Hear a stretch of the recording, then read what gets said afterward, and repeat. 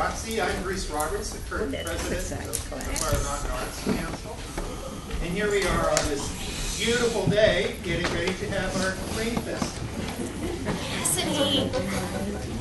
When all the clouds darken up, Cassidy's not right spot. there's a rainbow height to be found, waiting from your window pane, just a step beyond the